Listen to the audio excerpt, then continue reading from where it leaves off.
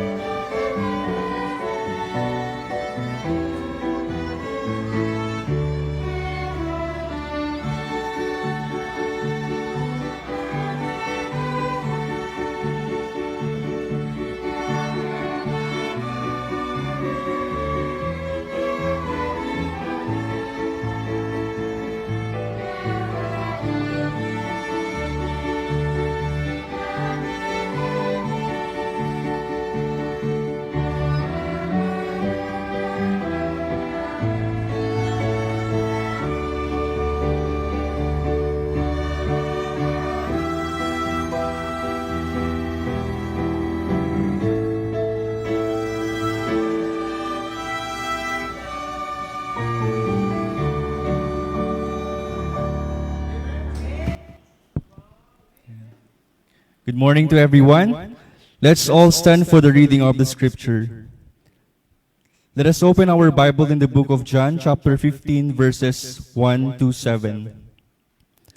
John chapter 15, verse 1, it says, I am the true vine, and my Father is the husbandman.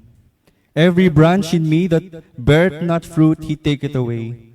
And every branch that beareth fruit, he purgeth it, that it may bring forth more fruit. Now ye are clean through the word which I have spoken unto you. Abide in me, and I in you. As the branch cannot bear fruit of itself, except it abide in the vine, no more can ye except ye abide in me. Verse 5, I am the vine, ye are the branches. He that abideth in me, and I in him, the same bringeth forth much fruit, for without me ye can do nothing. Verse 6, if a man abide not in me, he is cast forth as a branch, and is withered, and men gather them, and cast them into the fire, and they are burned. Verse 7, if ye abide in me, and my words abide in you, ye shall ask what you will, and it shall be done unto you. Let's pray. Lord Father, thank you, Lord, for this day, O Lord, for the morning, O Lord, for the sunshine, O Lord. Lord, we thank you, O Lord, tahan ngayong mighty bagyo, O Lord, that we can glorify you, O Lord, in this Sunday, O Lord. Lord, we pray, O Lord, for the connection, O Lord, and the internet connection, O Lord, and also the message, O Lord, nga maiburay man, O Lord.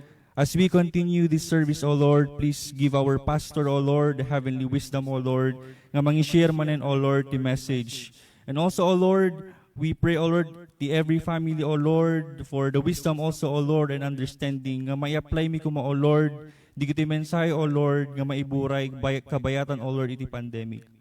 Alawen, O Lord, we praise you and glorify you, O Lord. Continue to bless our service this morning, O Lord. In Jesus' name we pray. Amen. Amen. Good morning, mga kapatid. Praise the Lord. Agyaman tayo manan iti parabol ti Apo. Salamat sa Panginoon, sa kanyang biyaya at sa kanyang kabutihan sa atin. At muli ay narating natin ang araw na ito dahil sa biyaya at awa ng ating dakilang Diyos. So then, the Lord is worthy to be praised. The Lord is worthy of our faith. And right now, we start our service as we sing praises unto the Lord. Our first song, Glory to His Name. Awitin po natin, Glory to His Name.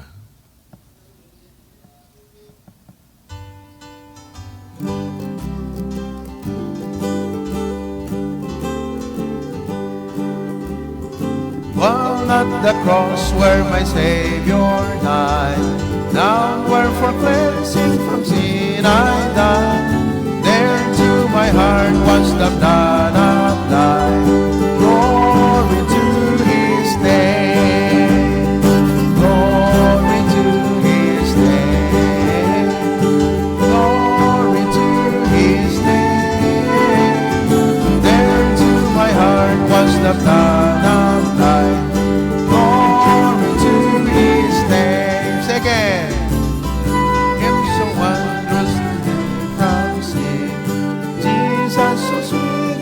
Abides within, there at the cross where He took me in. Glory to His name, glory to His name, glory to His name. There to my heart was the blood applied. Glory to His name. Alam niyo po, mga kapatid, we praise God dahil purihin ng Panginoon, you know? The Lord must be glorified.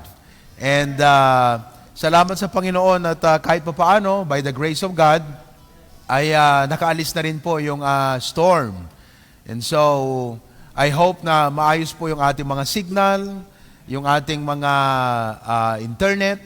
Amen? Oo. So, share it. Message, notify everyone, all the folks to join the service now. Amen? Are we okay with the PowerPoint? Okay na ba tayo?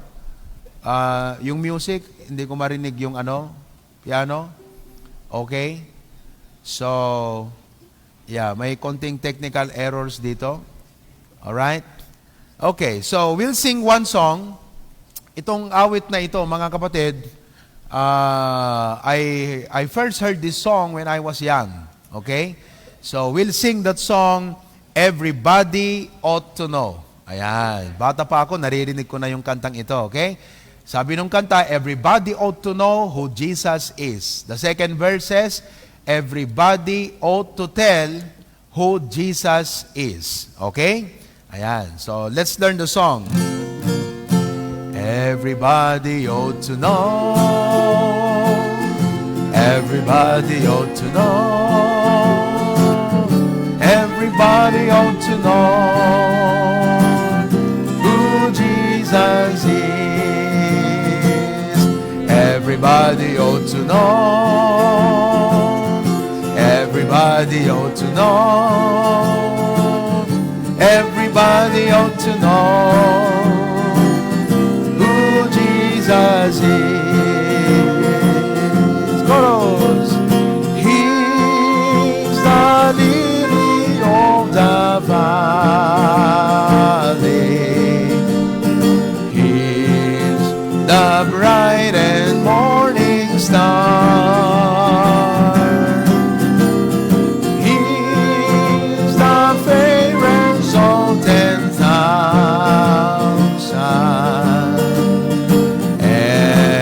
Everybody ought to know. O, diba? Amen? O, ngayon naman, everybody ought to tell. Amen? Oh, nice ko lang acknowledge. May mga kasama ako rito. Maybe the video can feature it. Alright?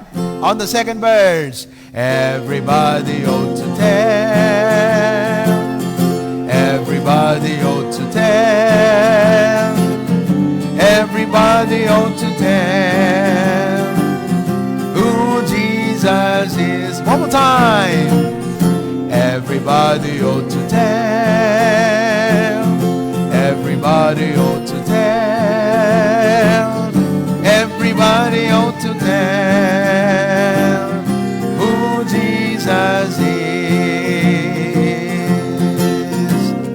He's the lily of the valley. He's the bright and morning star. He's the fairest of 10,000. Everybody ought to know. Amen? Oh, uwitin natin muli. He's the lily of the valley. The chorus now. He's the lily of the valley. He's the bright and morning star. He's the fairest of 10,000.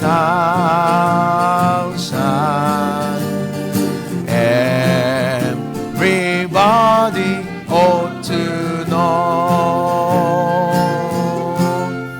Amen.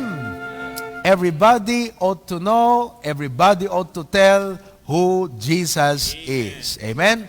Our next song, we'll sing that song, Burdens Are Lifted at Calvary. Burdens are lifted at Calvary.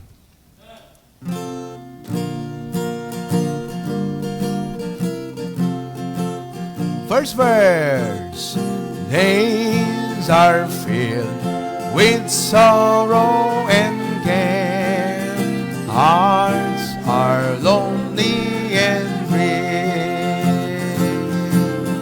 Burdens are lifted at Calvary. Jesus is very near. Chorus. Burdens are lifted at Calvary. Calvary, Calvary. Burdens are lifted at Calvary. Jesus is very near. Second, cast your care on Jesus today. Leave your worry and fear. Burdens are lifted at Calvary. Jesus is very near. Burdens are lifted at Calvary. Calvary, Calvary. Burdens are lifted at Calvary. Jesus is very near. Last verse. Troubled soul, the Savior can see every heartache and tear. Burdens are lifted at Calvary.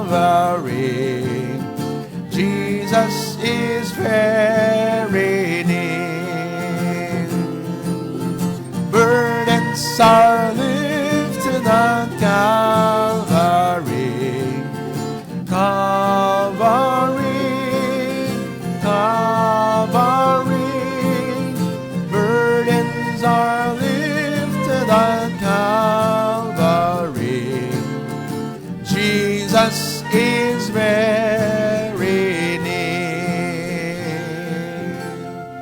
Praise God. Shall we go to God in prayer? We thank you so much, Lord, for your love, for your grace. We truly and honestly acknowledge we do not deserve any single of all the blessings that you have bestowed upon us. We come to you, Lord God, with thanksgiving and praise. We thank you for a brand new day. Yes. We thank you for all the things that you have done. Thank you, Lord, for our salvation. Thank you for the scriptures. Yes. Thank you for your Spirit dwelling in us. Thank you for the privilege of coming to you, Lord. Yes. Forgive us of our shortcomings and our lapses of our sins. Yes. I pray that you will be honored and glorified today. In Jesus' name, Amen. Praise God. You may be seated. Madaydayaw ti Apo, purihin ang Panginoon. At una sa lahat, ay nais nating batin ang ating church sa Pasukin. Hosanna Bible Baptist Church, Pasukin, a blessed 21st church anniversary. O yan. Congratulations, Pastor Bear and family, and the members, the church of the HBBC Pasukin, kayong mga members dyan, magandang umaga sa inyo at happy anniversary sa inyong lahat dyan. The celebration will be done this afternoon. Mamayang hapon po tayo mag-celebrate ng ating church anniversary sa Pasukin. Okay? So, we also would like to greet our members in HBBC Lawag. Good morning. Okay. All right. HBBC Claveria, Pastor Dennis. Umuulan pa ba dyan, Pastor Dennis? Let us know kung umuulan pa rin dyan. Okay? HBBC Hawaii. HBBC Hawaii. Preacher Glenn and Bernadette, Sandro, and all the families, the members of the HBBC Hawaii, magandang hapon sa inyo dyan. Dahil alas 3:30 ng hapon ngayon sa Hawaii. Okay? So we greet you. Good morning. At good morning din sa lahat ng mga kapatid natin na nasa ibang mga siyudad, probinsya at ibang bansa. We have members from La Union, from Manila, from Baguio, from other countries. We have from mainland USA, okay, from Australia, from Bahrain, from Italy, from Norway, from Canada, okay, and saan pa ito? And the UAE, the United Arab Emirates sa Middle East. Po, magandang umaga sa inyo. Sa Singapore, and then Hong Kong. Okay, kung meron akong hindi na-mention, yes, we would like to acknowledge you everyone. Okay? Good morning po sa inyo dyan, mga ka-HBBCians. Alright? And also would like to acknowledge the pastors and churches joining us today. We have churches and pastors from Isabela joining us today. Okay, maraming salamat for joining us. Meron din tayong mga bisita viewing our service today from Cavite. Ayan, from saan ba ito? Batangas. Okay, dyan sa Bulacan. Meron pa tayong mga nanonood from Batanes. From Batanes. From Davao. We have from the Cordillera, from Laguna, Abra, and of course, Manila. Baguio City also. Okay? So, good morning po sa inyong lahat. At welcome na welcome tayong lahat sa ating service ngayong umaga. We welcome you. Nandito si Pastor June. Nandito rin ang aking pamilya. Ayan, tignan nyo nga, pakita nyo nga yung video. Ayan. Okay. There they are, yung mga members natin, some of our staff who are here today. Patuloy po ang ating GCQ. So yan, praise God. Okay? Awitin natin ang ating welcome song. Let's sing that song, Nagagalak Ako. Awitin natin yung Ilocano. Okay? Yan.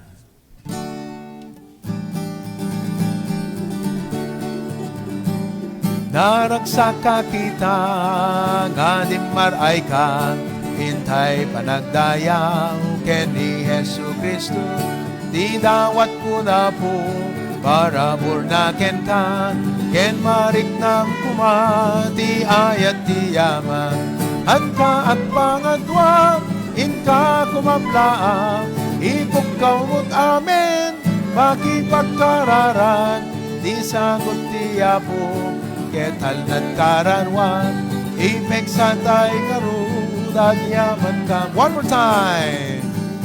Naragsak ka kita, nga di maray ka, hintay panagdaya, kedi Jesu Kristo, di dawat ko na po, para bornaken ka, ken marik ng kuma, di ayat di yaman, hanka ang pangadwa, inka kumablaan, ipugkaw mo't amen, makipagkararan, di sagot ti apo, ketal nan kararwan, ipek santay ngarun, agyaman kamapon, ipek santay ngarun, agyaman kamapon, ipek santay ngarun, agyaman kamapon.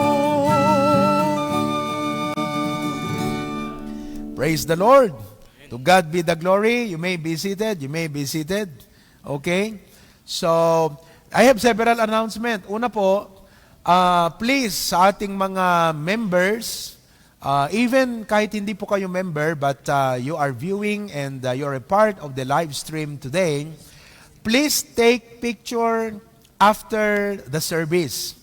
Mag-picture po kayo and put it on the comment section or sa mga iba, you can post it sa ating group chat. Okay?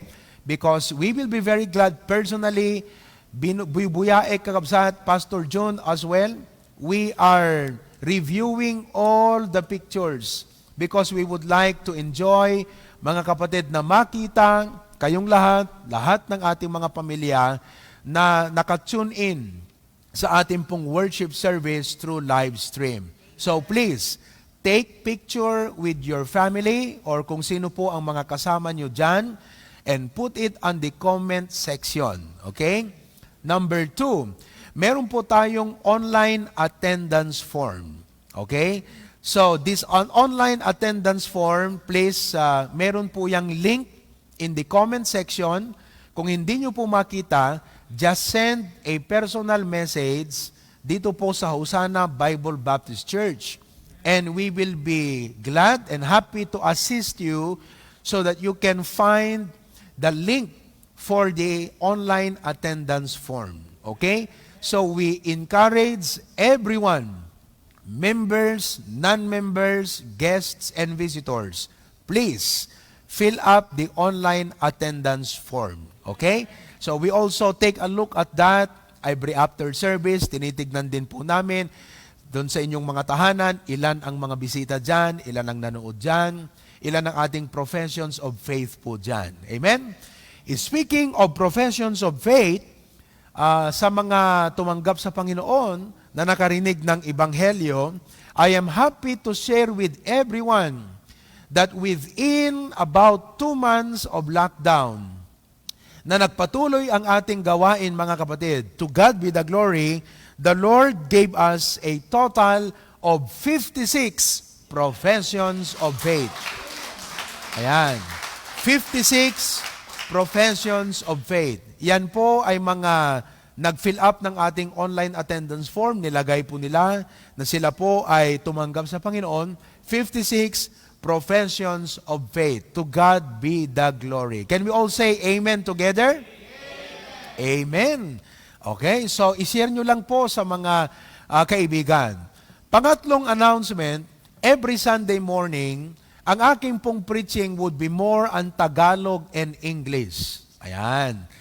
In the afternoon, more on Ilocano. May Tagalog-English pa rin siya, pero mas maraming Ilocano. But I want to make sure na yung aking mga Ilocano, ita-translate ko rin siya ng Tagalog.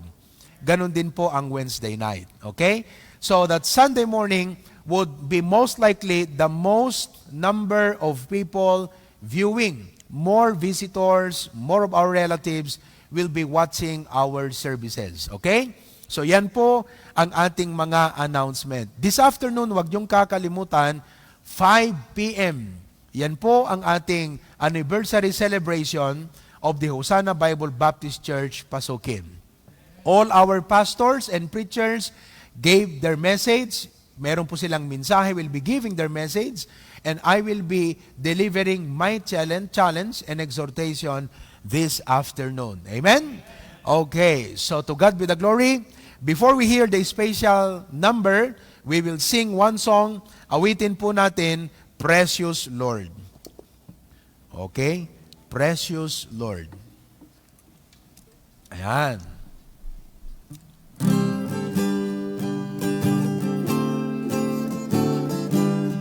First verse. Precious Lord, take my hand, lead me on, help me stand. I'm tired, I'm weak, I'm lost. Through the storm, through the night, lead me on to the light. Take my hand, precious Lord, lead me home. Second verse. When my way grows dear, precious Lord, linger near. When my life is almost gone, hear my cry, hear my call, hold my hand, lest I fall. Take my hand, precious Lord, lead me home. Third verse. When the darkness appears and the night draws near and the day is past and gone, at the river I stand, guide my feet, hold my hand, guide my hand. Precious Lord, lead me home. Last verse. Precious Lord, take my hand, lead me on, let me stand. I'm tired, I'm weak, I'm alone. Through the storm, through the night, lead me on to the light. Take my hand, precious Lord, lead me home. Amen. Praise God for that wonderful song. Alam niyo po, may mga nag-message sa akin just this week because we sang that song last Wednesday night. And you know what? They shared to me, this song has blessed their hearts. Yan. Learn that song. Aawitin natin muli yan mamayang hapon. Okay? Precious Lord, take my hand. This time, we are going to witness and hear the special song number to the Lord. And then after which, we will have the preaching of God's Word.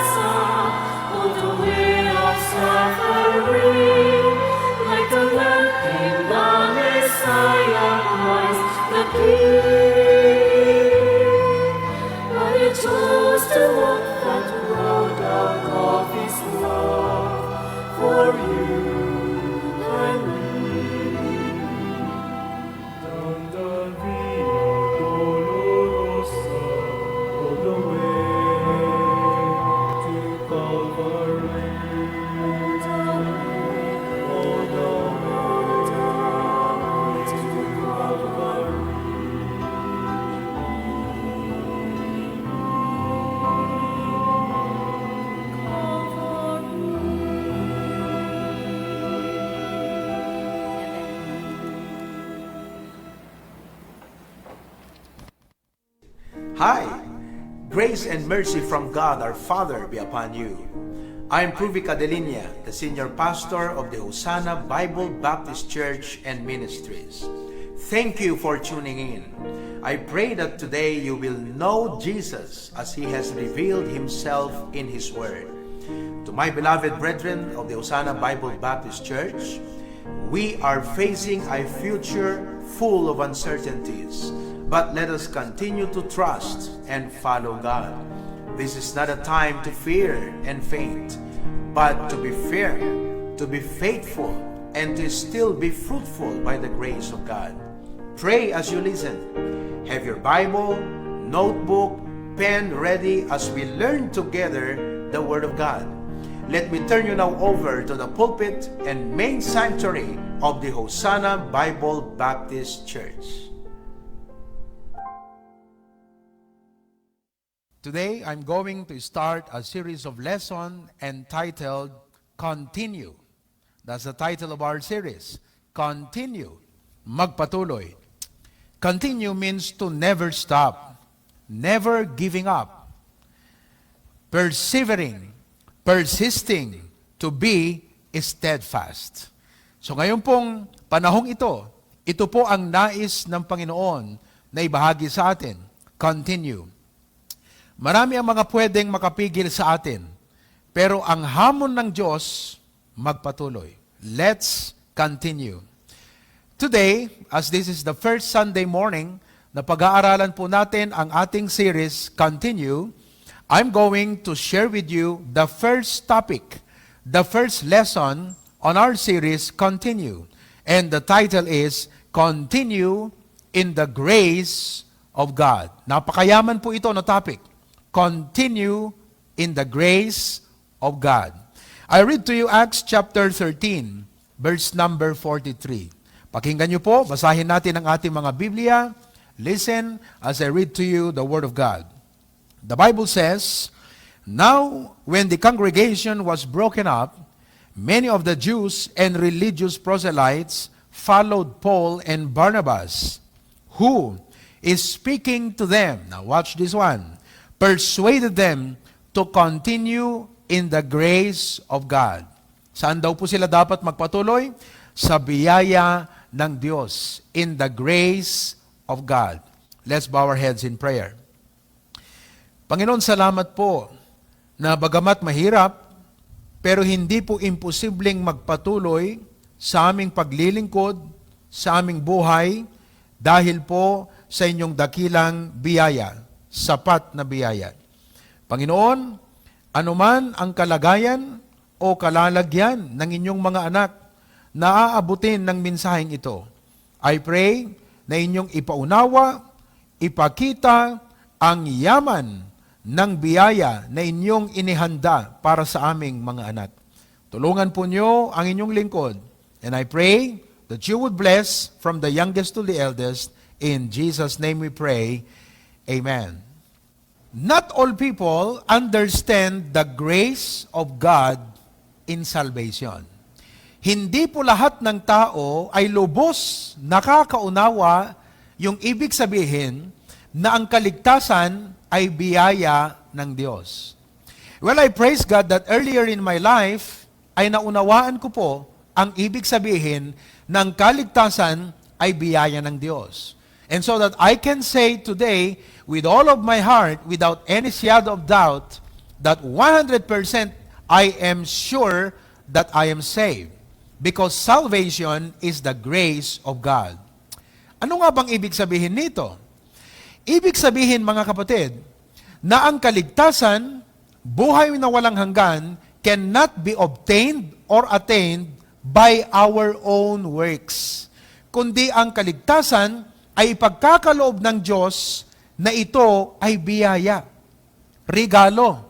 We did not do anything to earn it, but by faith, we receive it. That is grace. Now, ang sabi ng Bible dito sa Ephesians chapter 2, verse number 8 and 9. For by grace are ye saved through faith, and that not of yourselves. It is the gift of God, not of works, lest any man should boast. Nakita niyo po? Not of works. Now, I heard of a definition of grace and tumatak ito sa aking isip. Ganito siya. Grace is the unmerited favor given to the undeserving. Now, repeat after me. Let's read it together. Grace is the unmerited favor given to the undeserving. Tayo po yung undeserving. Hindi tayo karapat-dapat. Galing sa Diyos yung pabor, favor, goodness ang ibig sabihin niyan. Yung po yung biyaya, yung kaligtasan po yan. At yung kaligtasan, ibinigay ng Diyos sa akin. In my case, undeserving ako, I'm a sinner, I don't deserve to be saved, pero ipinagkaloob ng Diyos sa akin na ang pagkaloob na ito ay hindi ko na-attain by my works, pero ibinigay ng Diyos by faith. Yun ang sinasabi ng Bible. Hindi yung pagdating natin sa langit. Halimbawa, nasa langit tayo, nasa langit ka, magkakasama tayo doon. Tapos tatanungin, "Uy, by the way, paano ka pala nakarating dito sa langit?" Hindi yung isasagot mo, alam mo naman ako noon, kaya ako napunta rito. Alam mo kung bakit? Mabuti akong tao noon. Marami akong tinulungan. Religious ako noon. Araw-araw kaya ako sa simbahan. Linggo-linggo kaya ako sa church. Sumusunod ako ng utos doon. Naku, baka hindi mo alam. Wala akong record na masama sa NBI. So mabait akong tao noon. Wala pong ganyan. Sabi ng Bible, not of works, lest any man should boast. So kung nasa langit tayo ngayon, ano po? At nagtanong tayo sa isa, by the way, paano ka pala nakarating dito? Of course, sa langit walang ganong senaryo, but I'm giving you a sense, okay? O, tatanungin, paano ka pala nakarating dito? Anong isasagot ko sa iyo if you ask me that question? Well, I would say, well, you know what? I'm only a sinner, but I am here because of the grace of God. Hindi ko deserve dito. Makasalanan ako. Pero ang Diyos, binigay niyang kaligtasan through His Son, Jesus Christ, binayaran niya sa krus ng Kalbaryo, and I receive salvation by faith. Yun po ang ibig sabihin ng salvation by grace. So early in my life, clear ito. 100% sure ako. Ngayon, after I got saved, ang usapan na natin ngayon, hindi na usapang salvation. Ang usapan ngayon natin, usapang bilang Kristiyano. Usaping ligtas. So I got saved, a child of God. So, eto na naman. I heard that preaching about grace. Grace, narinig ko po yung mga preaching tungkol sa grace of God in giving. Sabi ganyan, ang pagkakaloob, biyaya ng Diyos. Okay? Narinig ko po yung salitang grace of God in serving. Ng paglilingkod, biyaya daw ng Diyos. Narinig ko po yung grace of God in suffering, na yung ating pagtitiis, pagtatyaga sa ating serbisyo, paglilingkod sa Panginoon, ay biyaya ng Diyos. Mga kapatid, ito yung mga bagay na medyo tumagal bago ko naunawaan at naintindihan ang kahulugan sa aking buhay. I did not understand how the grace of God can vitally affect my life as a child of God. I know I'm saved, 100%, biyaya ito ng Diyos, but how to live the Christian life, I have not realized back then how that the grace of God can vitally affect my life as a child of God. Well, I praise God as I matured, as I grew, reading the Word of God, listening to preaching, meditating, praying, asking God to help me realize, sa biyaya po ng Panginoon, maituturo ko sa inyo, not a theoretical knowledge of the grace of God, but an experiential knowledge of the grace of God. Experience ng biyaya ng Panginoon ayon sa Kanyang salita. In one sentence, let me share with you what the grace of God is. In one sentence. Ito po yon. Grace is the sufficient blessings. Tandaan niyo po, sapat. Hindi pwedeng magkulang ang Diyos. You agree? Say amen. Grace is the sufficient blessings. Favor. Wow, that's a wonderful word. Favor. And help, tulong from God for His children because of Jesus Christ. Basahin natin lahat, every one of us. Read. Grace is the sufficient blessings, favor, and help from God for His children because of Jesus Christ. Ito po, mga kapatid, ay sapat na biyaya, tulong, pabor na galing sa Diyos para sa ating mga anak ng Diyos, at ito ay dahil kay Kristo. It's because of Jesus Christ. Ito yung kumbaga, isa-isang company, kailangan niya ng resources. A company needs resources to operate. A nation, like the Philippines and any other nation, needs resources to operate. So bilang anak ng Diyos, hindi sinabi ng Diyos, ngayon, save na kayo. Total, binigay ko na sa inyo ang langit, para sa inyo yan. Ngayon, sa buhay nyo, bahala na kayo dyan. It's up to you. Figure it out. Bahala na kayo sa sarili nyo. Hindi po ganon.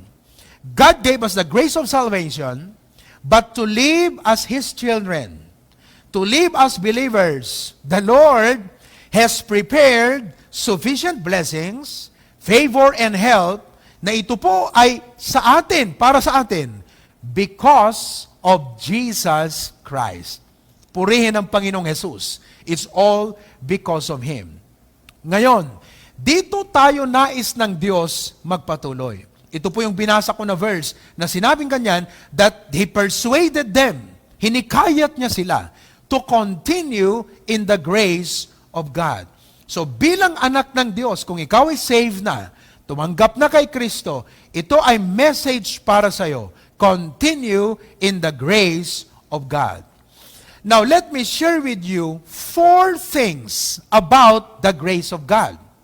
4 na bagay kung saan dito ka magpatuloy sa biyaya ng Diyos. Number 1, continue to grow in grace. Magpatuloy kang lumago, umangat, sumagana, umasenso sa biyaya ng Diyos. 2 Peter chapter 3 verse number 18. 2 Peter chapter 3 verse 18. Ganito ang sabi ng Bible. But grow in grace and in the knowledge of our Lord and Savior Jesus Christ. To Him be glory both now and forever. Amen. Dati, parang hindi ko makita at maunawaan kung ano yung ibig sabihin ng grow in grace. Now, let me ask you, alam nyo bang ibig sabihin po niyan? Grow in grace. Lumago sa biyaya. Ano ang ibig sabihin niyan, mga kapatid? Well, I asked God. I prayed. I said, Lord, what do you mean with this? Grow in grace. I want to grow in grace, but ano ibig sabihin nito? Grow in grace. Now, I heard of a quote. Very simple lang po siya.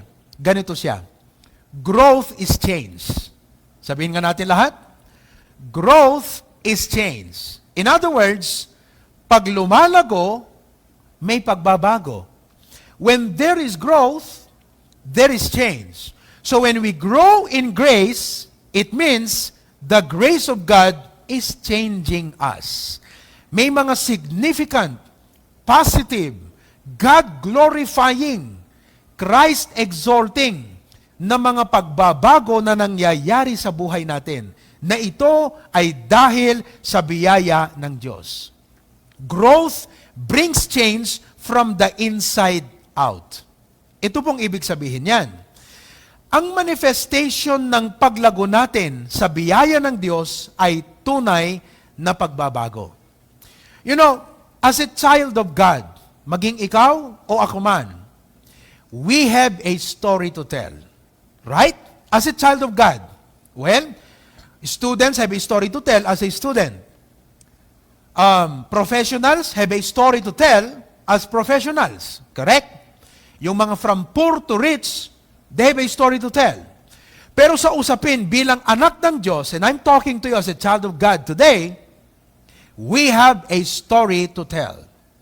A testimony, isang patutuo, how God has changed us from the inside out. Tama po ba? God has changed us from the inside out. And how that this change has impacted, ibig sabihin, napakalaki ang ginawa sa atin nito, our whole life. It has changed our lives. And this change has nothing to do with our goodness. Everything is all about His grace. Yung bang masasabi mo na iba ka ngayon kumpara noon na ito ay hindi dahil sa iyo, kundi ito ay bunga ng biyaya ng Diyos sa buhay mo. That you can say, God has changed me. Binago ako ng Panginoon. Kakabsat hantay kaya nga balbaliwan ti biyag tayo. That's true. Kasapulan tayo ti parabor ti Apo. Tagalogin natin sabagkat may manakikinig na Tagalog. Hindi natin kayang baguhin ang ating buhay. Sa sarili lang natin. Kailangan natin ang biyaya ng Diyos. And so, God brings about that change in our personal lives that cannot be attained without His grace and enablement. In other words, these are changes that without the grace of God, it can never be possible.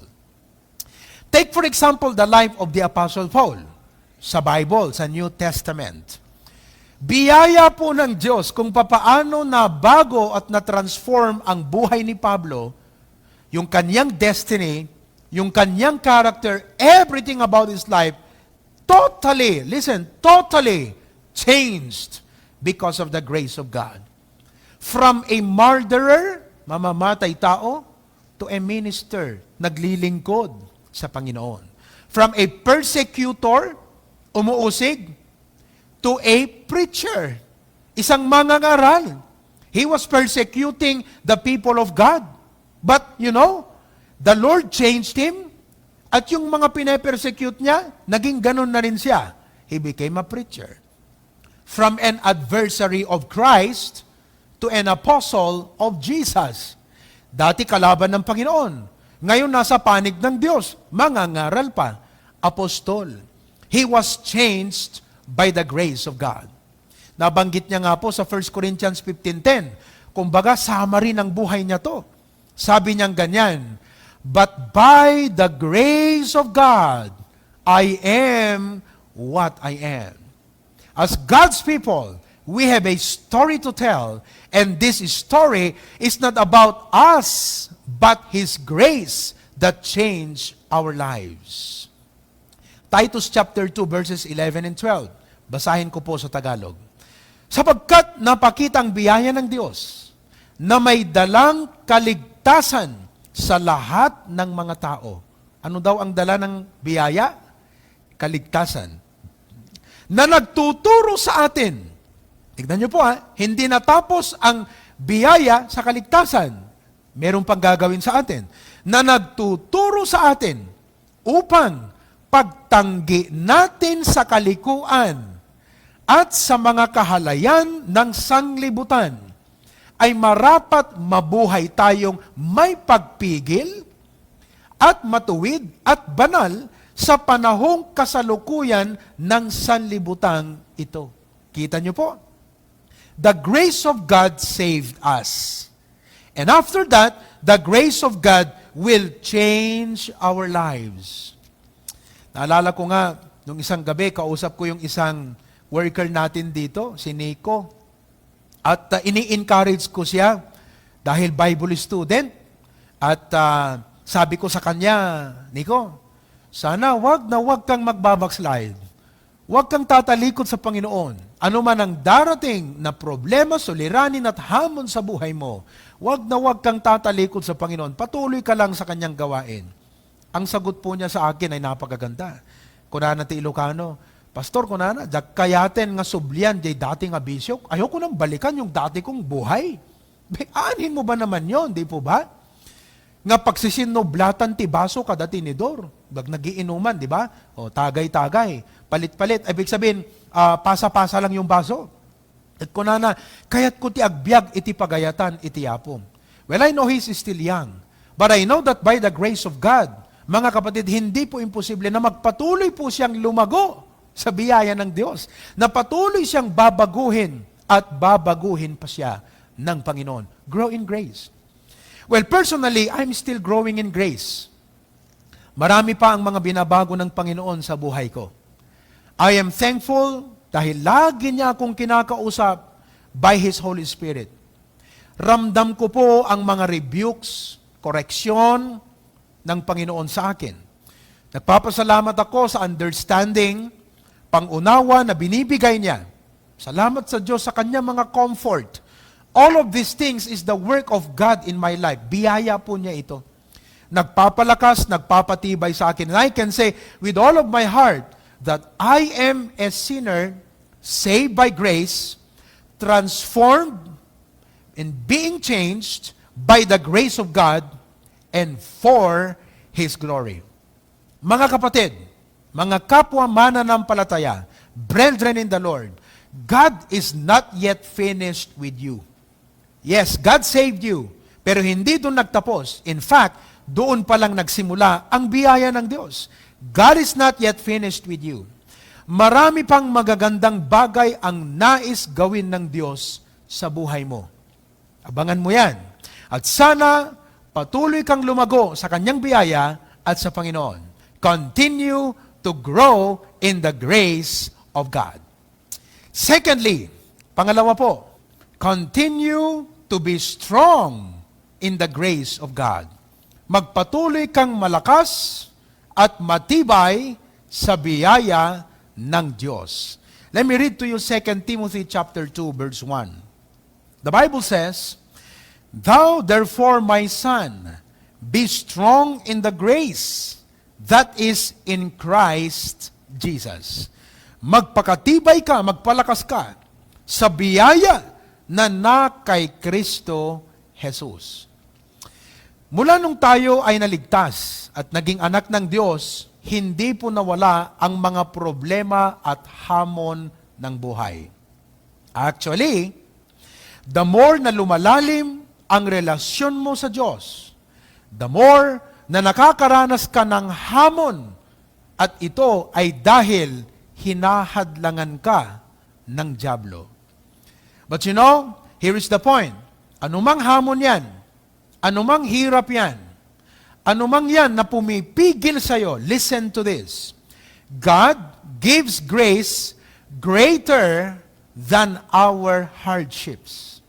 Shall we read that together? Basahin natin. God gives grace greater than our hardship. What a blessing. Wag po yung laki ng problema ang tignan mo. The demand is great. Yung dinidemand sa'yo na mahirap ito. Listen, when the demand is great, the supply is greater. Siguro alam niyo po yung ibig sabihin yan. Ano po? Halimbawa, 1,000 ang nagdi-demand ng isda. Ang dumating lang, 2 kilo. Ibig sabihin, the demand is high, maliit ang supply. Listen, in life, problems, responsibilities, routine, and all the challenges, the demands of life is great, but the supply of God's grace is greater. Kaya sinabi ng Diyos, be strong in the grace of God. We can bear, kaya po nating pasanin, all the difficulties by the grace of God and hardship of life. Oh, this is wonderful. We can bear all the difficulties and hardship of life joyfully, may kagalakan, victoriously, na matagumpay, and fruitfully, na mabunga because of the grace of God. Napakagandang kwento po at testimony ng Kristiyano ito. Na bagamat marami ang pinagdadaanan, kung nasaan ka ngayon at yung kalalagyan mo bilang isang masaya, matagumpay at mabungang Kristiyano, marami kang pinagdaanan, but you are where you are not because you are good enough, but because of the grace of God that made you strong, potent, effective, and victorious. Yan po ang kwentong Kristiyano. Napakasarap pong pag-usapan. Agpayso kakabsat, adu dagiti iritasyon iti panagbiag. Makapadagsen, mga pabigat, nakaka-discourage. At kung sa ating human lamang, humanly speaking, hindi natin kakayanin ito. We would give up. Kung baka sa rubber band, mapugsat tayo kakabsat. Pero ang Panginoon, by His grace, will help us. Ikamang taylaeng kenkwana. The Lord said, come boldly to the throne of grace. Kararag kakabsat. Kaya alam nyo, kung ang buhay Kristiyano ay kwentong biyaya, ito ay dahil sa panalangin. Gapo iti panagkarkararag. Kat nagsaya atin kakabsat nga ipaduyak-yak. Daytoy nga parabor ti Apo, that where you are today as a child of God is because of the grace of God. What a blessing na sa Bible, napakarami po nating makita. One of my favorite characters is Joseph. Grabe po ang biyaya ng Diyos sa kanyang buhay. Yung kanyang pinagdaanan, hindi mo akalahin na yung bandang huli, hahantong pa siya sa ganon kung iyong pag-aaralan, yung pinagdaanan ng kanyang buhay. But listen, the Lord saw him through. The hand of God was with him in the midst of his hardship. And listen, he became a fruitful child of God. Nagamit po siya ng Diyos tremendously. Kaya mga kapatid, cheer up, be strong in the grace that is in Christ Jesus. At alam niyo po, sasabihin ko po sa inyo ng buong puso, because of the grace of God, we have no reason to quit. If you feel like giving up, when you feel like quitting, when you feel like you cannot do it anymore, listen, sapat ang biyaya ng Diyos upang itawid ka ng matagumpay from point hardship to point blessings. Mga kapatid, halimbawa, gamitin kong illustration ang aking sarili. Pakinggan niyo pong maigi ito. Halimbawa, siyempre save ako. Tinanggap ko si Kristo bilang tagapagligtas. Ngayon po, nag-backslide ako. Okay? Tumalikod ako sa Panginoon. Di ba? Tumigil ako sa paglilingkod sa Diyos. Bumalik ako sa makamundong gawain, mga kapatid. Nag-backslide. Ngayon, in the course na ako ay backslidden, kinuha ng Diyos ang buhay ko. Namatay ako ngayon. Siyempre, dahil alam kong saved ako, tinanggap ko ang biyaya ng kaligtasan, hindi nga lang akong namuhay na maayos bilang anak ng Diyos, siyempre, langit ako. Saved ako eh. Ayon. Andun ako sa langit. Halimbawa lang to ha, hinarap ako ng Diyos. Nagtanong. Sabi niyang ganyan. Provi, sabi niya, bakit ka nga pala tumigil maglingkod? Ba't ka bumalik sa mundo? Ba't ka nag-backslide? Yun ang tanong. Di, siyempre, honestly, sasagot ako. Sabi ko, Lord, na-discourage kasi ako noon eh. O kaya, Lord, gusto ko kasing ma-enjoy ang buhay ko noon eh. Parang feeling ko na ang ministry, ang paglilingkod sa'yo, parang sakal ako. Hindi ako masaya. Kaya gusto ko ma-enjoy yung buhay ko noon. Kasi Lord, madami akong naging problema eh. Grabe, basta, ang dami kong problema noon. O kaya naman, sinabi ko siguro, sabihin ko, Lord, hirap na hirap ako noon eh. Grabe. So all of these reasons, pinakinggan ng Diyos. Biglang nag-interrupt, sabi niya, teka lang, Proby, sabi niya, alam kong mahirap yung pinagdaanan mo. Alam kong gusto mo maging masaya. Pero sabi ng Diyos, hindi ba sapat yung biyaya ko? Hindi ba sapat yung biyaya ko? Mga kapatid, syempre, matatahimik na lang ako. Kasi kung iisipin mo, tama nga naman. Marami akong naging problema. Hirap na hirap ako. Tama, di ba? Gusto ko ma-enjoy ang buhay ko. Pero sabi ng Diyos, hindi ba sapat ang biyaya? Kasi kung isipin mo, yung biyaya ng Diyos, sapat yun eh. Magpapalakas sa atin, magbibigay sa atin ng kagalakan na ating kargahin ang mga problema ng buhay at ipagpatuloy na itaguyod ang paglilingkod sa Panginoon. Sapat ang biyaya ng Diyos. So anong problema? Yung problema ba? Anong problema? Yung biyaya ba? Definitely no. The problem is, kulang ako sa paghingi ng biyaya ng Diyos. I have not learned, this is the point, I have not learned to truly find my strength in the grace of God. Naalala ko tuloy yung kwento ni Apostol Pablo sa 2 Corinthians 12:9. Ganito po yon. Si Pablo, meron po siyang sakit. Ang tawag po niya, thorn in the flesh. Ito po ay isang kasabihan na magpapahiwatig na parang may tinik, ibig sabihin, ito po ay nagpapahirap ng buhay niya bilang isang naglilingkod sa Panginoon, bilang minister. So, sabi niya, Lord, sabi niya ganyan, alisin mo naman po ito sa akin. Pabigat ito, pahirap ito sa akin. Sabi niya, Lord, please, remove it from me. Okay? Surprising ang sagot ng Diyos. Ang sabi ng Panginoon, Paul, sabi niya, my grace is sufficient for thee. Parang ang lalim. Ano? Ang hiningi niya, Lord, remove this burden. God said, no, my grace is sufficient for thee. What God is saying is, I will not remove your problem, but I assure you, I will give you grace to bear your problems. I will not remove your thorn in the flesh, but I assure you, I'll give you grace so you can endure joyfully, victoriously, and fruitfully with that thorn in the ministry of serving. Mga kapatid, personally, sa totoo lang po, yung verse na yon na 2 Corinthians 12, naging one of my ministry and life verses. Ibig sabihin, yun po ang pinaninindigan ko. Yun po ang pinanghahawakan ko. Sa mga hamon ng buhay, sa mga difficulties, sa mga hardship, maging sa mga failures, sa lahat na, saklaw ng lahat na challenge ng buhay. Yun po ang isa sa mga pinanghahawakan kong verses pagdating sa usaping ministry at pagdating sa aking buhay bilang anak ng Diyos.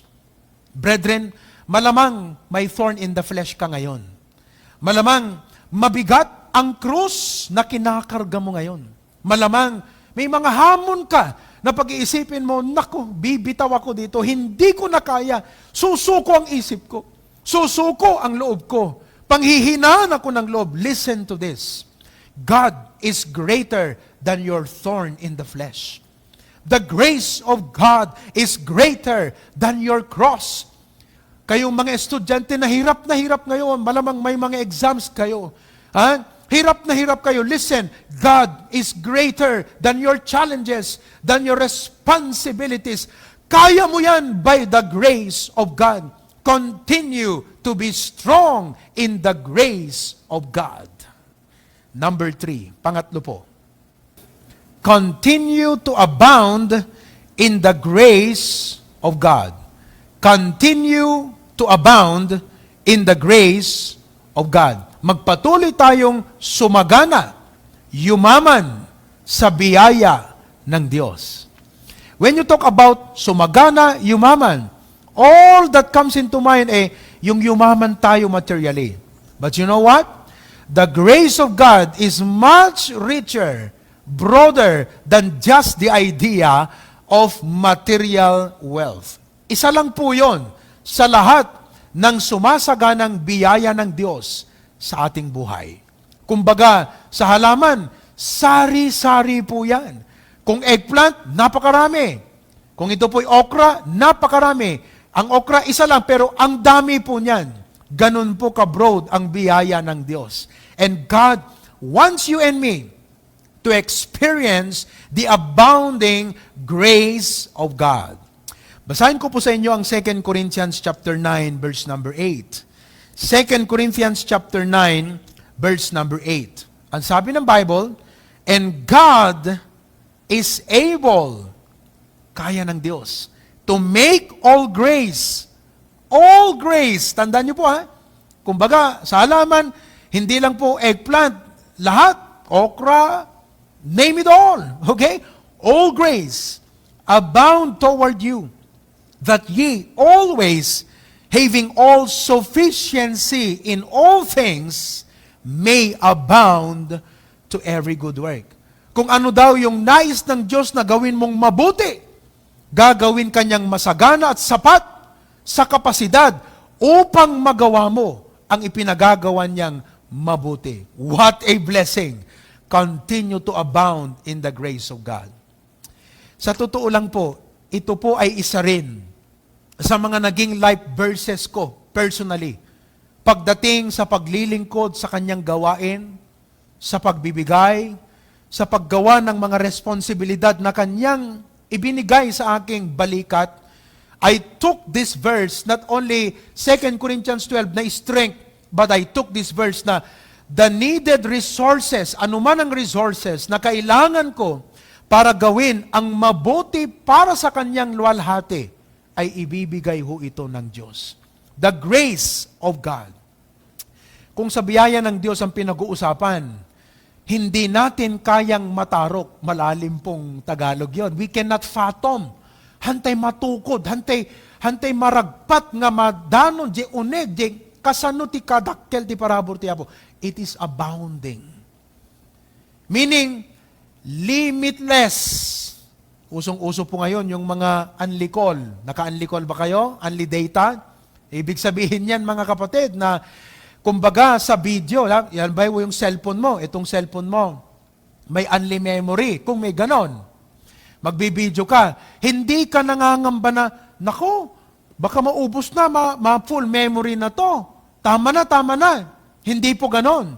Ha? Kumbaga sa unli rice, hindi yung, nako, baka maubos ang rice, sige, kain na ako ng rice. Hindi po ganon. Hindi po yung call na halimbawa na, teka lang, maglo-load pa ako kasi mauubos na to. Ang biyaya ng Diyos, wala pong ganon. Limitless. Listen, lahat ng mga resources sa lupang ito, may hangganan. Pero ang biyaya ng Diyos, nag-uumapaw. Amin na ba nag-itiday ti lubong nga resources at napagpatinggaan na kakabsat. Ngem ti parabor iti yapo aglaplapusanan.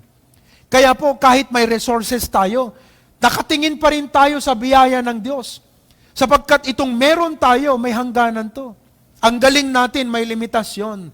Ang education natin, may limitasyon. But in order for us to accomplish the ministry and the work of God, the Lord has unlimited resources necessary for us to fulfill our service to the Lord, to do the good works that He wants for us. Hindi po yung parang yung, alam mo yung tao na parang detay malaglagawan. Ha? Ano ba sa Tagalog ang malaglagawan? Hindi lugaw, lagaw. Ha? Na nung kumuha siya ng pagkain, ang linagay niya sa kanyang plato, hakaslahan ng malagtot kabalyo. Kasi iniisip niya, nako, kasi baka pagbalik ko, pag bumalik ako, wala na akong mababalikan. Kaya pupunuin ko na to ngayon. Kasi baka wala na mamaya. Hindi po ganun ang biyaya ng Diyos. Hindi yung isipin mo na, nako, pag itong biyaya ng Diyos ngayon, baka bukas wala na ito. Oh, mga kapatid, napakasarap isipin na sa ating paglilingkod at buhay bilang anak ng Diyos, yes, nagagawa natin ang ating nagagawa ngayon dahil sa sapat na biyaya ng Panginoon, resources na nagbigay sa atin ng kasapatan, mga kapatid. Pero hindi tayo mangangamba na baka wala na ito bukas. Mga kapatid, araw-araw may problema, araw-araw may mga dapat tayong gawin. Listen, hindi yung matutulog ka sa gabi at isipin mo, nagawa ngayon, pero baka bukas hindi ko na kaya. Baka paggising ko bukas, wala na. Hindi po ganun. There is new grace. The mercies of God are new every morning. Great is thy faithfulness. Ito pong araw na to, by the grace of God, as I give to you this preaching, God is helping me. God is giving me the wisdom, the utterance, upang matulungan ko po kayo na maunawaan ang salita ng Diyos. And I thank God that as the Lord provides grace sa akin ngayon, sa Wednesday, next Sunday, and all the Sundays to come, nandyan ang sapat na biyaya ng Diyos. Hindi po mauubos ang biyaya ng Panginoon. What a blessing. Amen? Halimbawa po sa aspeto ng generosity, dahil titignan natin ito, meron kang resources. The Lord touch your heart. Help that person. Bigay mo sa ministry. And I thank God na meron tayong ganong puso na binigay ng Panginoon. Ngayon, praise God, hindi mo kailangang mangamba na mag-iisip na pag binigay ko to, baka last ko ng chance magbigay.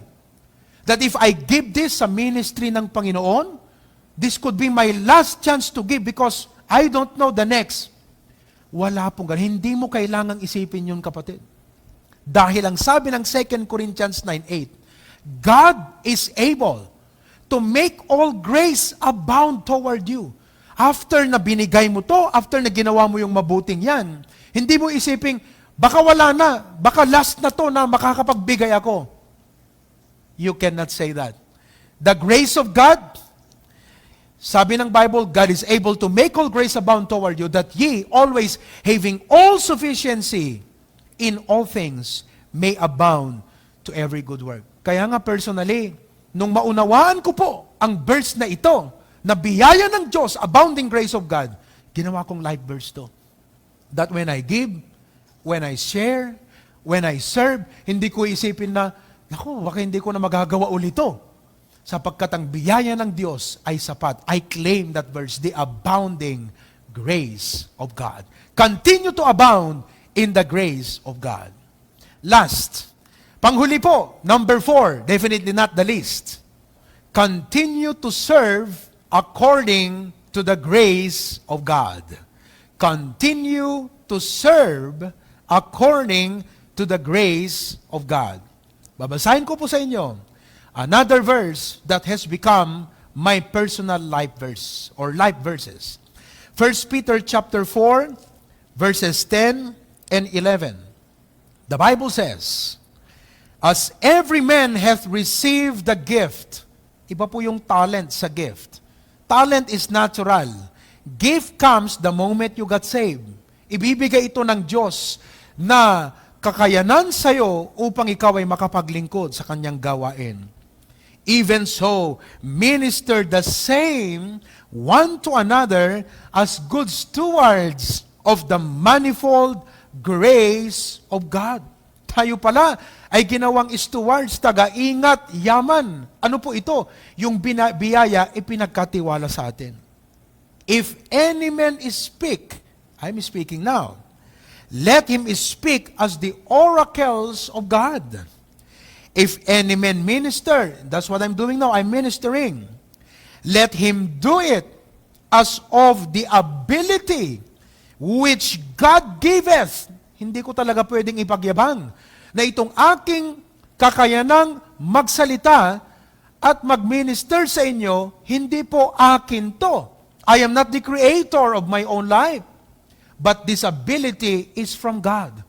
Prayerful ang aking puso as I speak. I would say, Lord, help me as I preach the ability which God giveth. Bakit po?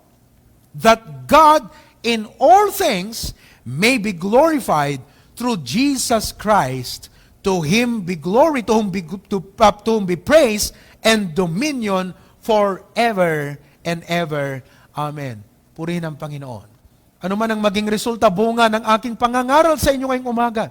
If the Lord has touched you and blessed you and enlightened you, binigyan Kanya ng comfort vision sa buhay mo, dahil sa preaching na ito, this is not because of me, this is God. It is God giving the ability. It is called grace. Yan po ang ibig sabihin. Continue to serve according to the grace of God. Na lahat ng maging tagumpay mo sa paglilingkod sa Diyos, lahat po ng magagawa mong mabuti, hindi mo i-attribute ito sa iyo na sasabihin mo, look, ang galing ko. Look, itong ginawa ko, it's not of you. It's the grace of God. When you achieve something, when you attain something, remember this, it's the grace of God. At kung feeling mo ngayon inadequate ka, kung feeling mo kulang na kulang ang kakayanan mo, kulang ka sa resources, listen, continue to serve in the grace of God. Lumapit ka sa Panginoon.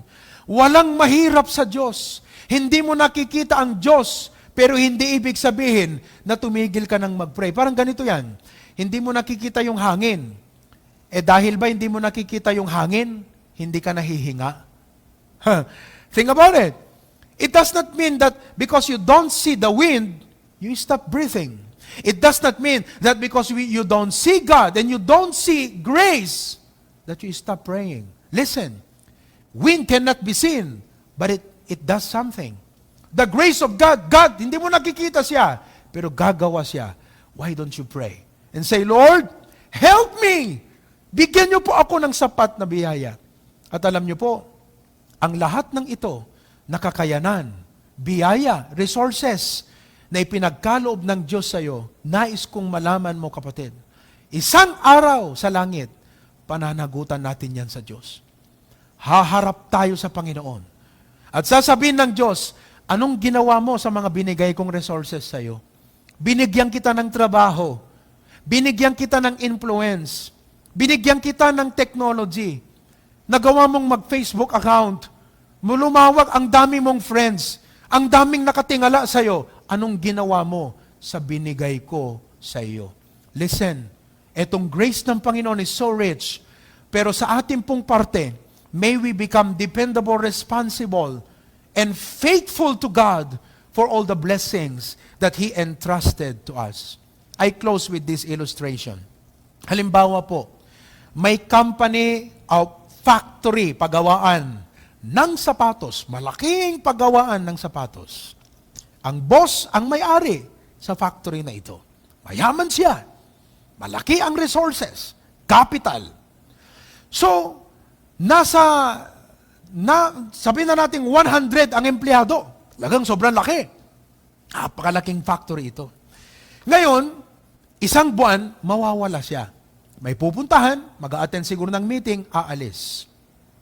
Pero bago siya umalis, siniguro niya na yung factory gagana pa rin, magpuproduce pa rin, even in his leave, or even in his absence. So, ang ginawa niya, siniguro niyang lahat ng equipments, good condition. Check. At ang ginawa niya, in-advance niya na itong mga tao niya. Sabi niya, wala kayong reason na hindi magtatrabaho. Ibibigay ko ng sahod niyo sa buwan na ito. In advance, mga kapatid.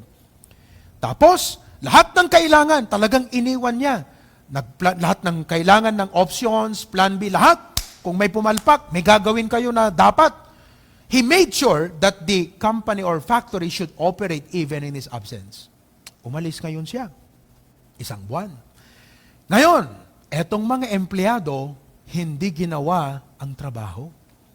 Yung iba, bayad yung kanilang araw kasi nabayaran na, binigyan ng sweldo, but they used the time to sleep. Tulog lang. Yung iba naman, they used that time to play. Yung iba, they used that time sa kanilang bahay, hindi pumasok sa trabaho. So, walang nagawang sapatos. After 1 month, dumating ngayon yung boss. Siyempre, hahanapin niya na.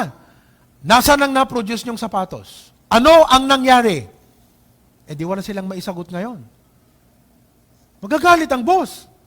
Sabi niya, bakit wala kayong nagawang sapatos? Ba't walang na-produce? Number 1, sira bang equipment? Sabi nila, hindi po boss, maayos. Ba't wala kayong nagawa? Wala na-produce. Pangalawa, hindi ba binigyan ko na kayo ng sweldo? Opo boss. Ba't hindi pumasok yung iba sa inyo? Ba't hindi kayo nagtrabaho? Anong masasabi niyo mga kapatid? Anong maisasagot natin sa bagay na ganito? These people are not dependable. They are not responsible. And they are not faithful. Listen, binigyan ka ng Diyos ng talent, ng time, treasures, influence. All of these are blessings from God. Don't take it for granted. Biyaya po yan ng Diyos. I pray that you and I will become faithful to do what God wants us to do. Nang lahat ng ito, gawin natin ang kanyang kalooban. Oh, brethren, listen. As I close, ito po yan. Ang buhay mananampalataya ay kwento ng biyaya. Ang buhay mananampalataya ay kwento ng biyaya. It's all of grace. Continue to be strong in the grace of God. Continue to grow in the grace of God. Continue to abound in the grace of God. Continue to serve in the grace of God. Nung maunawaan ko po ang lahat ng mga ito, nagpapasalamat ako sa Diyos ng lubos. Because now I can serve, I can face my problems, I can view the future, nang nakikita ko po, biyaya ng Panginoon. To God be the glory. Amen? Napakaganda pong pag-usapan ng biyaya ng Diyos. But I pray, una sa inyong mga members ngayon, I would like to give this short invitation. Po. Wala tayo dito sa ating main sanctuary, pero ito po, listen. It's so good to talk about the grace of God. Pero mas masarap pong pag-usapan ng grace ng Panginoon na ikwento mo ang buhay mo. Buhay paglilingkod, bunga ng biyaya ng Diyos, yung pagtsatsaga, pagpapagal natin, na lahat ng ito, biyaya ng Panginoon. Why don't you come today to the Lord in prayer and say, Lord, ganun pala kayaman at kasagana ang biyaya mo. Lord, ganun pala ang purpose at plano mo sa biyaya na ipagkakaloob mo sa akin. Lord, sorry po sa mga sandali na naging backslidden ako. Sorry for those times when I started to believe that I could find happiness on my own, that it seems I didn't need you anymore. At tinalikuran kita, Panginoon, and I wanted to find my happiness on my own. Lord, I'm sorry. Lord, ang dami ko pong mga dinadahilan. Problema, walang pera, nadi-discourage ako, gusto ko nang mag-quit. Pero Lord, palakasin mo ako.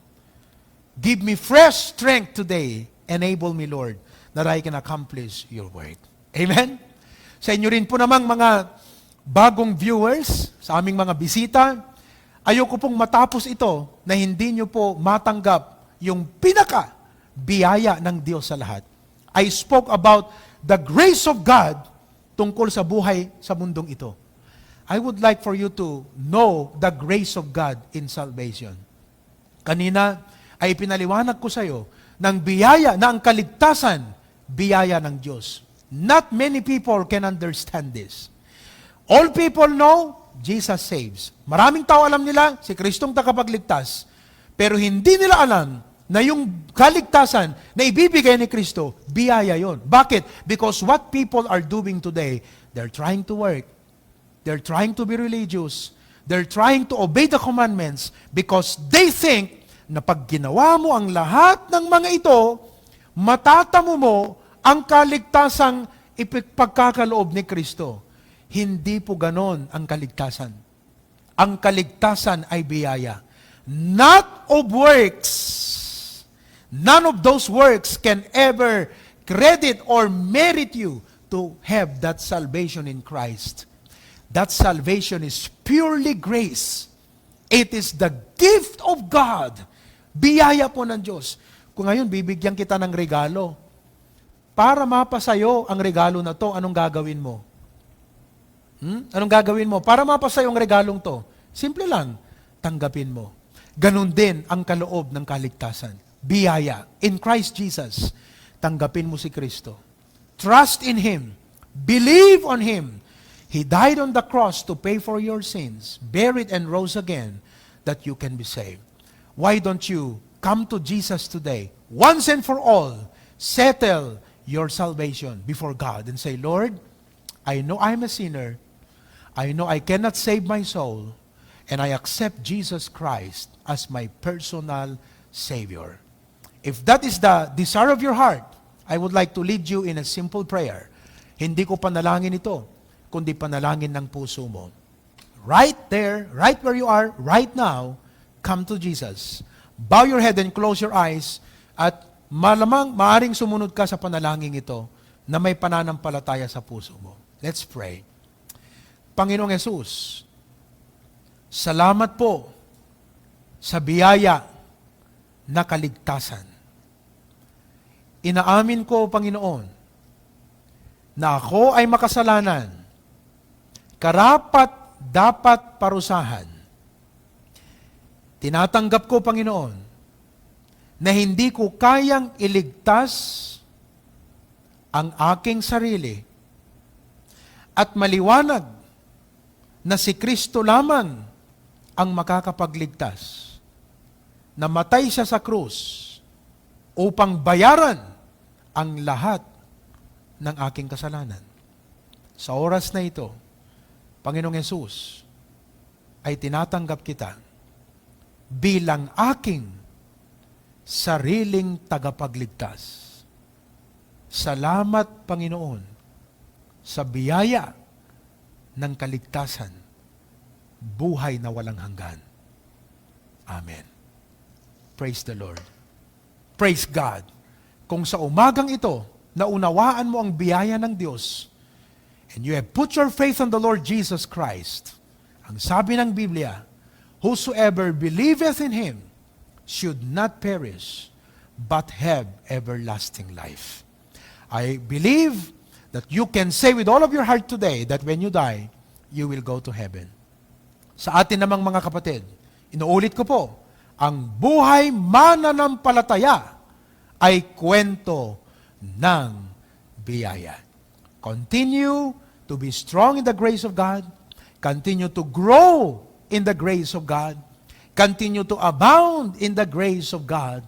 And continue to serve in the grace of God. Bilang pangwakas, at habang ibigay natin ang ating mga offerings and tithes, awitin po natin, New Grace. Let's sing that song, New Grace.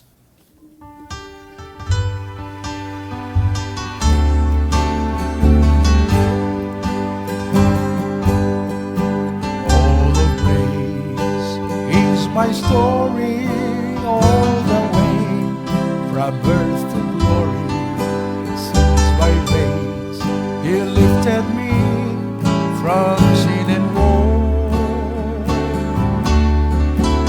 Giving grace He has extended, eyes on Him my heart depended, and He'll give new grace when it's my time to go. Grace not yet discovered, grace not yet uncovered, grace from His bountiful store. Grace to cross the river, and grace to face forever. There'll be new grace I've not needed before. Second verse. There's been grace for every mile. There's been grace for every trial. There's been grace sufficient from His vast supply. Grace to make my heart more tender, grace to love and pray for sinners. There'll be new grace when it's my time to die. Grace not yet discovered, and grace not yet uncovered, grace from its bountiful store. Grace to cross the river, and grace to face forever. But there'll be new grace I've not needed before. Oh, thank you so much, dear Lord. Wonderful lesson today on the grace. Kwentong mananampalataya, buhay mananampalataya ay kwento ng biyaya. Lord, we don't know what is ahead of us, but one thing we know, your grace is abounding. There will be new grace. Oh, there may be new normal, but there will be new grace. Purihin ang inyong pangalan, even for those who came to accept Jesus as their personal Savior today. Thank you, Lord. Bless the anniversary celebration this afternoon of the HBBC Pasukin. In Jesus' name, amen. The grace of God be upon each and every one of us. God bless you.